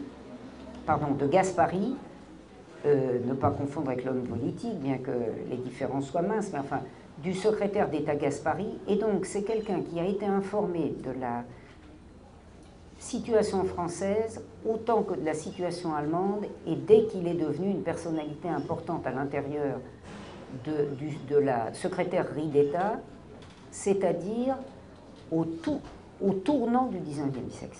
Du 19e siècle, et en particulier depuis les premières années du 20e. Et d'ailleurs, il faut que vous sachiez, j'avais trouvé quelques éléments, j'avais mentionné dans des livres antérieurs, je montre par exemple comment Suard, l'homme à tout faire, est utilisé par Pacelli en 1943, quand ça chauffe tellement que Suard va à Rome, à la fin, juste après la victoire soviétique de Stalingrad, et vient s'assurer auprès de Taylor, l'Américain, que les Américains vont s'installer en France dans des conditions telles qu'il ne soit évidemment pas possible qu'il y ait une perspective démocratique en France, enfin que le Parti communiste puisse avoir un rôle important. Et obtient à ce moment-là de Taylor la garantie, évidemment, il n'y avait pas de mal à se donner, hein, il n'avait pas envie non plus que la France tombât ailleurs, la garantie de Taylor qu'en effet, l'occupation américaine serait totale, aussi totale avait fait observer Suard que l'occupation allemande. Ben voyons. Et que l'occupation américaine serait aussi totale. Et bien entendu en liaison avec Pacelli. Donc Suard et Pacelli, Suard ne bouge pas sans Pacelli. Il faut le savoir, toutes les mesures. Je faisais la relecture de mon dernier chapitre ce matin et je relisais un courrier des années 1950 sur l'exigence de Pacelli relative à la liquidation des progressistes catholiques et la liquidation des prêtres ouvriers qui aboutit définitivement en 1954. Il n'y a pas une mesure que prend Suard sans voir Pacelli. À quelque étape que ce soit, on va dire, à partir des années 1920. Deuxième question, la défaite. Les circonstances de la défaite. Alors, j'ai donné un certain nombre de pistes. Vous imaginez bien, je suis persuadée que je vais en découvrir encore bien d'autres, puisque j'ai interrompu en février dernier le travail que je faisais sur les procès de haute cour, des dossiers d'instruction des grands procès de 1945. Mais on sait beaucoup de choses sur l'organisation de la défaite, dont j'ai livré certaines. J'ai découvert, par exemple, que ce que j'explique dans les deux ouvrages, c'est-à-dire le fait que Pétain et Weygand s'en vont négocier derrière les lignes le 20 mai, autour du 20 mai avec les Allemands, en pleine avance. C'est corroboré par un dossier que j'ai trouvé il y a peu de temps, qui atteste que Pétain et Weygand sont absents de Paris quand ils sont censés venir à Paris le 18 mai, puisque Charles-Roux s'installe à la place de Léger au poste de secrétaire général du Quai, et il reste plusieurs jours sans pouvoir voir Pétain et Weygand qui sont absents de Paris. Il a été nommé théoriquement, oui, mais ils ont été appelés tous les deux le 16 mai, sachant que ça fricotait depuis des semaines et des semaines, et qu'on était, comme je l'explique de manière plus détaillée dans Dominique à Vichy, qui a une composante française plus importante, on était aux dernières étapes du complot, et j'ai trouvé toute une série d'éléments que j'ai livrés. Je ne connais pas le détail des choses. La seule chose, par exemple, je ne connais pas le détail des négociations autour du 20 mai. En revanche, il est absolument établi que le 15 mai, la France est défaite. Et elle est défaite en particulier parce que Hunziker, chargé de la percée de Sedan, a ouvert la percée de Sedan. Quand vous ouvrez la percée de Sedan, l'envahisseur, il rentre en France. Hein. Comme ensuite, ils n'ont pas lâché les chars. Quand ils ont utilisé les chars, ils les ont... Écoutez, je ne sais pas si vous avez lu les mémoires du général Beaufre, qui était capitaine Beaufre à l'époque. Beaufre dit beaucoup de choses, hein, que je n'indique que dans la mesure où je les recoupe par des archives. Mais Beaufre avoue pratiquement le complot quand il évoque la manière dont les chars ont été utilisés. C'est-à-dire par la méthode des petits paquets. Donc, si vous joignez au choix de la défaite les éléments nouveaux trouvés dans Dominique à Vichy, vous voyez d'une part que le 14 mai, c'est cuit, que le 15 mai, toutes les chancelleries le savent, et que c'est à ce moment-là que Reynaud invente la légende que reprend à son compte l'ambassadeur des États-Unis, Boulit, qui est une espèce de délirant antisoviétique. Toute sa carrière a été caractérisée par le délire antisoviétique et les affaires financières entre deux. C'est-à-dire que Reynaud fait circuler la thèse de la trahison communiste. C'est les communistes qui n'ont pas fait avancer les chars, les communistes ont pris la ville de Compiègne. D'ailleurs, même Boulit, puisqu'il s'appelle Boulit, mon américain, il trouve quand même que l'affaire est grosse. Évidemment qu'elle est grosse. Hein, les communistes sont en prison. Bon, en plus, vous voyez, les chefs communistes, ils sont en prison ou en fuite. Hein, vous imaginez le complot. Donc c'est clair. Et je vais vous donner un autre élément. Alors il y en a un que je livre, qui est la fameuse conversation, qui est un élément très important du procès d'instruction de Pétain, qui est la fameuse conversation d'un grand sidérurgiste français, Vergniaud, avec son copain de Conseil d'État, ministre de la Justice de Pétain, qui lui raconte tout un jour de 1942. Joseph Barthélemy lui raconte, il lui dit, voilà, tout avait été préparé, ils ont négocié à ce moment-là, ils ont négocié, Hitler les a même un peu, dupés, puisqu'il a mis des conditions ensuite qui étaient plus dures que les initiales, et ça, c'est tellement peu sérieux que ça a donné lieu à un développement notable de l'instruction. Mais vous ne le savez pas, puisque de toute façon, l'instruction a établi le chef d'accusation de haute trahison et on n'en a rien fait. Enfin, j'ai trouvé une lettre de Leca et Deveau, qui sont les deux hauts fonctionnaires complices de Reynaud dans l'énorme vol de fonds publics auquel a procédé Reynaud en partant pour les États-Unis comme ambassadeur de Pétain, pas comme résistant, comme ambassadeur de Pétain à Washington. Ces deux se sont fait pincer à Madrid. Donc il y a eu des fuites, c'est clair qu'on a fait une vacherie à Reynaud. Et les deux, évidemment, fort maris d'être pincés, ont envoyé une lettre à Baudouin et Boutillier, deux des artisans essentiels du complot de la synarchie et deux des grands synarques.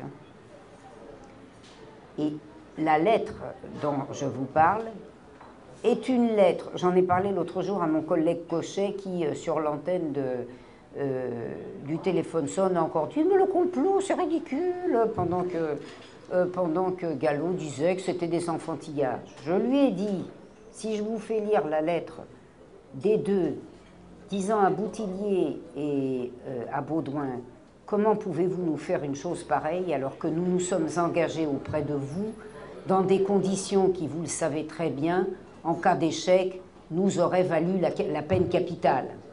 Ben, je lui ai dit, dites donc de quoi il causait là. J'ai pas compris, j'ai pas compris. Il leur dit, comment pouvez-vous nous lâcher comme vous nous lâchez, puisqu'ils se sont fait harponner avec, évidemment, faute très grave. Ils transportaient des fonds volés. Voilà. Les deux jeunes inspecteurs des finances, qui étaient les complices de Reynaud et qui devaient rejoindre Reynaud à Washington. Ils se sont fait arrêter puisque Baudouin et Boutillier leur ont fait une nouvelle traîtrise, c'est-à-dire ont fait échouer l'opération Reynaud. Et comme Baudouin et Boutillier les lâchaient, ils ont envoyé une lettre personnelle, une lettre manuscrite dans laquelle ils disaient « Mais comment pouvez-vous nous lâcher dans ces circonstances alors que vous savez très bien que nous vous avons suivis jusqu'au bout au péril de notre vie ?» Alors si celui-là n'est pas un aveu, vous nous avez fait trahir avec vous, vous êtes bien au chaud et nous, vous nous mettez dans des circonstances très délicates, enfin ça s'est quand même globalement arrangé. Donc ça, que la défaite ait été mitonnée, ça ne fait aucun doute. Que plus nous aurons de chercheurs qui travailleront dans les sources, plus nous aurons de chances de découvrir les perles qui, de ce point de vue, sont des perles rarissimes. Dites donc, vous en connaissez, vous, beaucoup de complots qui vous donnent des traces écrites précises. Vous êtes des complots, dans le détail, vous êtes obligés de les reconstituer par toute une série de documents annexes. Hein. C'est très rare que vous trouviez le document signé, hein, on va faire ça à telle heure. C'est rare.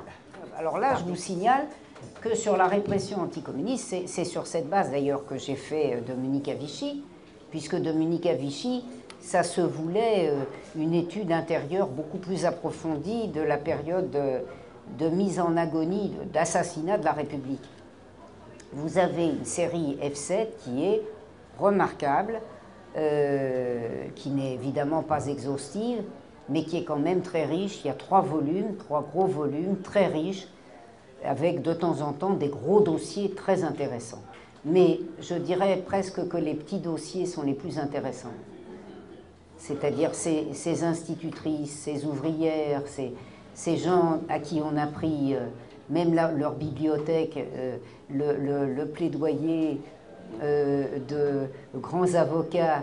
Je pense en particulier au vieux Zévaès qui a fait une plaidoirie extraordinaire, montrant qu'on avait même saisi le CID des bibliothèques des institutrices communistes qui ont perdu le bénéfice qui ont été radiées, qui ont perdu le bénéfice de leur traitement. Hein.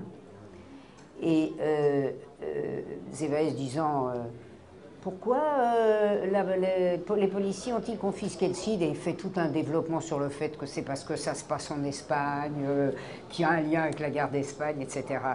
Mais c'est poignant. Si vous avez l'occasion de voir ces fonds dont j'ai donné la liste, je dis 3, il y en a plus que ça.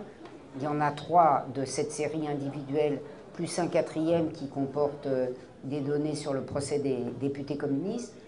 Alors là, j'ai compris ce que je savais juste un petit peu quand j'étais adolescente et jeune prof, c'est-à-dire pourquoi les militants communistes avaient conservé de 1939, 40, 38 et surtout 39, 40 cette impression tellement profonde qui a disparu parce que ces vieux militants sont soit trop vieux, soit morts, et que comme il n'y a pas eu de relais pour fournir l'information, eh bien, leurs arrière-petits-enfants, leurs petits-enfants ne savent rien.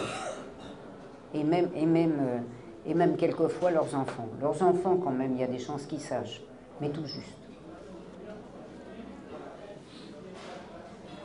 La réforme essentielle de l'État, je l'ai un peu traitée en filigrane.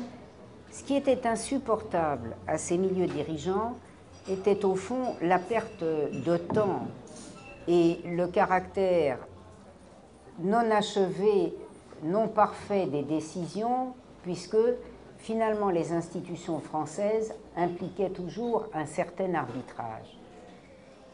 Le Parlement était très gênant. Il faut le savoir d'ailleurs aujourd'hui. Le Parlement était peu influent finalement quand on y regarde bien près. Mais quand même un peu, il faisait perdre du temps. Je vous donnais tout à l'heure l'exemple de la sanction parlementaire de la prorogation de la dette allemande, qui est une mesure purement bancaire, cautionnée par l'État, c'est-à-dire financée par le contribuable français. Il a fallu 15 jours. Les députés que ces messieurs engraissaient, ils finissaient par être sensibles, évidemment, à leur électorat. L'électorat des députés, c'est pas que le 16e arrondissement ou Neuilly. C'est-à-dire que les députés hésitaient devant les mesures draconiennes, toujours. Ça faisait perdre du temps. C'est-à-dire que cette réforme de l'État, ça visait à liquider le Parlement, qui était bonasse, mais trop lent, les partis, en particulier, évidemment, les partis de gauche. Alors, ça va de soi, le Parti communiste qui était leur obsession. Il faut quand même que vous ayez en mémoire le fait que, et on s'en rend très bien compte quand on travaille sur l'entre-deux-guerres, le grand capital a eu le plus gros coup au cœur, la plus grande atteinte qui ait pu lui être portée en 1917. On ne le sait plus aujourd'hui parce que la masse de la population croit que la Russie soviétique, ça se borne à des camps de concentration, au moins aussi abominables que les camps de concentration nazis, nous explique-t-on quasiment aujourd'hui, enfin que c'est une horreur, une abomination, etc. Qu'est-ce qu'en ont retenu les élites en 1917 et dans les décennies ultérieures? Que c'était un système évidemment insupportable, pour des raisons encore plus graves qu'en 1989 l'aristocratie internationale, parce que l'aristocratie internationale, l'aristocratie européenne, l'exemple de la Révolution française lui était insupportable, mais je dirais surtout l'exemple, parce que ça pouvait donner des idées aux paysans vernaculaires, d'ailleurs. Mais finalement, l'aristocratie étrangère ne possédait pas la France, elle devait bien en posséder des petits bouts, mais que des petits bouts. Tandis qu'ils possédaient la Russie, les Français, les Anglais, les Allemands, les Américains.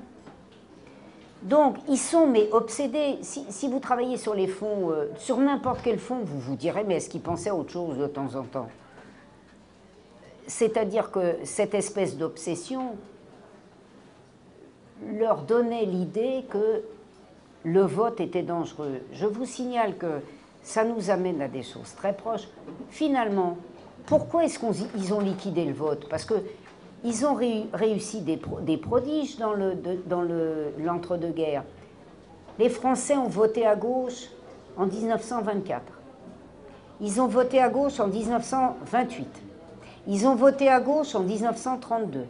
Ça ne se voit pas, hein, parce qu'ils arrangeaient la bonne gauche de gouvernement tellement qu'elle faisait ce qu'elle fait. Enfin, vous savez, de toute façon, vous savez. Bon. Mais pas assez, de sorte que s'il y avait réforme de l'État, autrement dit, s'il n'y avait plus de Parlement, il serait directement aux affaires. Et les gens qui fréquentaient beaucoup les inspecteurs des finances et les gens du Conseil d'État, qui trouvent toujours que les peuples c'est crétin, que ça ne comprend pas comme forcément, qu'ils ont intérêt à trouver que les peuples sont crétins, vous ne colonisez pas sans expliquer que les populations colonisées sont tellement crétines qu'il est absolument indispensable de les coloniser. Donc, comme le peuple ne comprenait pas ou ne comprenait mal, finalement, le meilleur système était le système dans lequel le peuple n'était pas consulté, parce que de toute manière, quand vous cassez les salaires, vous vous heurtez à un bec. Brüning l'avait constaté, il avait baissé les salaires de 10, de 15%, avec des syndicats qui étaient des carpettes, et même les syndicats carpettes, ça finissait par leur poser des problèmes, parce que des syndicats carpettes finissent par être mis en cause par leurs mandants, de sorte que s'il n'y a pas de syndicat, on est mieux. Donc ils voulaient suppression du Parlement, suppression des partis, suppression bien entendu des syndicats, ça va de soi, et d'ailleurs, on peut s'interroger, on n'a pas besoin de s'interroger, sur la raison de la reconstitution en 1922. Pourquoi ils l'ont reconstituée en 1922? C'est en 1922 aussi qu'a triomphé la solution fasciste en Italie et qu'ils l'ont trouvée excellente. Et que d'ailleurs, ils l'ont trouvée excellente tout le temps, à ceci près qu'ils ont trouvé que la solution allemande était encore plus efficace que la solution italienne. Voilà. Voilà pourquoi. Et pourquoi ça a plu à Léon Blum, par exemple? Parce que Léon Blum, il aimait mieux les inspecteurs des finances que la classe ouvrière française. Alors vous me poserez une question. Pourquoi il y a des hommes de droite à la tête des partis de gauche? Parce que c'est le minimum, quand même. C'est-à-dire que les partis de gauche, vous avez plein de gens de gauche dedans. Hein? L'électorat de gauche était bien de gauche. Mais, enfin, vous seriez grand patron. Vous laisseriez les partis de gauche tranquilles? Vous laisseriez les syndicats? Et pourquoi vous vous priveriez de financer les dirigeants syndicaux pour qu'ils fassent comprendre à la classe ouvrière que surtout, il ne faut pas demander trop? Et ben voilà. Ils gèrent. Et comment ils gèrent? En corrompant. Alors évidemment, oh là là, c'est complot. Mais enfin... Comment croyez-vous qu'on conquiert des clercs, mais des clercs laïcs, disons, c'est-à-dire des intellectuels? Eh bien, on leur dit qu'ils sont géniaux, on leur donne un marché de livres, on n'est pas obligé de leur donner des billets de la main à la main. Sachez quand même que du financement direct, il y en a quand même beaucoup. Hein. Beaucoup. Quand vous regardez les archives pour tout et n'importe quoi, je vais vous donner un exemple, je vais même sortir du cas français. J'ai lu avec plaisir, il y a quelques années, un ouvrage que vous avez peut-être lu, qui est remarquable, hein, d'une américaine qui s'appelle Frances Saunders, et qui a fait un bouquin paru en anglais, en américain. Bon, je ne sais pas bien la différence, je crois que j'ai eu la version américaine. sur la guerre froide culturelle. Oh, vous y avez des gens extrêmement bien, hein. Raymond Aron, tout ça, enfin, vous voyez, c'est quand même pas le type que vous payez avec des pièces.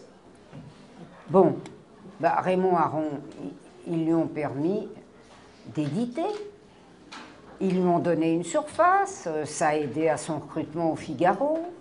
C'est horrible la vie politique, c'est-à-dire que faire un mouvement indépendant dans une société de classe où ceux qui dirigent tout, ça vous explique comment il y en a qui sont dans une situation de quasi-impossibilité de faire diffuser leur message, tandis que d'autres le diffusent Tous les jours sur toutes les ondes. Et ça vous explique qu'on nous dit que les militaires étaient gâteux. Moi, je peux vous dire que ceux qui disent que les militaires étaient gâteux, ils ont fait une bien plus belle carrière que celle que j'ai faite. Vous n'avez jamais lu Le Talon de fer? Lisez donc Le Talon de fer de Jack London. Eh bien, quand vous regardez les archives, Le Talon de fer n'est pas exagéré. Et il faut des périodes aussi effroyables que des crises qui font que la population n'en peut plus et ne peut plus supporter la tutelle de ceux d'en haut pour que tout d'un coup, cette chape de plomb idéologique craque. Tant qu'on n'en arrive pas à cette extrémité, ils régissent tout. Et quand ils ont réussi à détruire, comme aujourd'hui en France, ce qui faisait quand même le moyen de défense des Français, parce qu'on avait quand même des moyens de défense, nous. Hein? Eh bien, oui, on n'entend plus qu'eux. Il n'y a que ceux qui agréent qu'on entend, et les autres, on ne les entend pas. Quand le vieux Bebel, malheureusement, il n'a pas poussé cette analyse jusqu'au bout. Quand le vieil Auguste Bebel disait « Quand la bourgeoisie me félicite, je me demande quelle bêtise j'ai dite », il avait raison. D'ailleurs, quand il est devenu agréable, il disait beaucoup de bêtises. Voilà, c'est comme ça, c'est la règle de fonctionnement des sociétés. Et vous voyez, regardez, on en est à une période où on nous a fait croire que la tutelle idéologique, ça ne fonctionnait que dans les sociétés de l'Est. Mon Dieu, l'histoire était servante, mais pas chez nous. Ben non. Et quand vous envoyez des universitaires délégués par le Quai d'Orsay en Pologne et qui font rapport au Quai d'Orsay, c'est différent de ce qu'ils faisaient dans les pays d'Europe orientale? Ben non. Les intellectuels sont un des éléments de l'appareil d'État. Vous avez aux États-Unis des études remarquables, on n'a aucun équivalent en France, hein, sur le rôle des intellectuels, le rôle des universitaires, par exemple dans la stratégie dite de contre-insurrection, ce qu'on a appelé le projet Troy, le projet Troie, c'est-à-dire cheval de Troie, c'est-à-dire les universitaires qui ont en quelque sorte fourni la clé de ce qu'il fallait faire pour écrabouiller le Vietnam, pour empêcher des Vietnams partout, etc. Ça se faisait à l'université. Et qu'est-ce que vous croyez? Les universitaires qui n'étaient pas d'accord, ben vous ne les connaissez pas parce qu'ils n'ont pas fait carrière. C'est comme ça. Alors, par des petits canaux, on arrive à savoir, parce que finalement, comme l'histoire, c'est pas gênant tant que ça reste sous le boisseau. Finalement, tant que le lecteur du Parisien et le spectateur de TF1 n'acquièrent pas la connaissance des choses, ça va. Et pourquoi est-ce que, quelque part, pourquoi est-ce que chez les Russes, un jour, ça a craqué? Est-ce que c'est parce que les paysans étaient devenus intelligents de la situation générale, au sens avaient compris la situation générale? Est-ce que c'est... Pas du tout. C'est parce que c'est devenu tellement intenable, hein, qu'un beau jour, ça a craqué. Et est-ce que c'était parce que les paysans français étaient devenus subversifs? Non, c'est parce qu'ils ne pouvaient plus vivre. Donc il faut bien savoir que tant qu'il n'y a pas ce déclic, ces gens contrôlent tout. et que quand on arrive à un degré de crise avancé, c'est-à-dire tant que les populations n'ont pas réagi, eh bien, les populations sont sous un talon de fer, jusqu'au moment où elles s'en libèrent.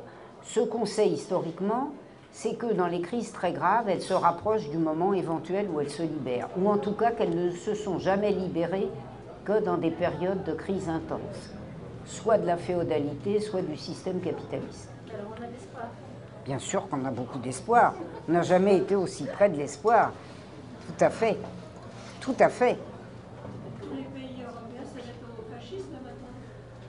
Ah ben, il est clair que pour écraser les salaires, il faut bien comprendre que ce n'est pas une question idéologique. Pour écraser les salaires, vous avez besoin d'une situation où les salariés sont obligés d'accepter la baisse des salaires. Les salariés, même bien braves, ils finissent par ne pas l'accepter. Qu'est-ce que vous pouvez faire pour qu'ils l'acceptent? Ça se comprenait très bien au lendemain de mai de 2005. Ils ne nous le disent plus en ce moment ou plus trop parce que, de toute façon, comme vous le savez, notre vote, ils en ont fait ce qu'ils ont voulu en faire. Mais rappelez-vous les commentaires des commentateurs, toujours très prétentieux, traitant ceux qui avaient voté non de crétins qui finalement ne méritaient même pas de voter. Eh bien, comme ils ne méritaient pas de voter, vous pouvez être sûr que ça fait belle lurette qui prévoit une situation où ils ne voteront plus. Parce que c'est quand même le mieux. Ben, la réforme de l'État, finalement la meilleure, c'est le moment où ils ne votent plus du tout. Et vous remarquerez d'ailleurs qu'en ce moment, on est dans une période où on ne peut plus voter, ce qui est presque l'équivalent. Donc, pour faire accepter les salaires, il y a diverses modalités. Eh bien oui, s'ils ne peuvent pas faire accepter les salaires, et il y a des chances qu'ils ne puissent pas, et si la population ne se fâche pas tout rouge, eh bien nous arriverons à des situations auxquelles arrive l'Italie, où un homme politique peut dire « Fini, t'es très bien, ce dictateur Mussolini ». Bah tiens, bien sûr, il avait supprimé les syndicats. C'est très bien. La Constitution de 1958 a transformé en ectoplasme le Parlement. Ectoplasme total, c'est-à-dire que l'exécutif peut toujours annuler une décision du législatif. Mais les gens ne le savent pas parce qu'on ne leur a pas dit. Ce sont les mêmes d'ailleurs qui avaient fait Vichy, qui ont fait la solution de 58. Donc, quelles que soient les sympathies ou les antipathies qu'on peut avoir pour le personnage qui est actuellement à la tête de l'État, il est une des manifestations significatives de la situation créée par 1958. Les gens qui nous gouvernent étaient en mesure de violer le scrutin populaire dans un régime qui apparaissait parlementaire. Mais ce régime, il faut le savoir, n'est plus parlementaire. Je vous signale que ce qui définit le régime parlementaire, c'est la maîtrise par le Parlement des dépenses. Le Parlement n'a aucune initiative en matière de dépenses. Ce n'est pas un Parlement. Donc voilà, on ne sait pas, et c'est pour ça qu'on peut faire des gloses sur les droits nouveaux accordés au Parlement qui ont été démontrés avant-hier. Bah oui, c'est vrai, c'est drôle. C'est sinistre, mais c'est drôle.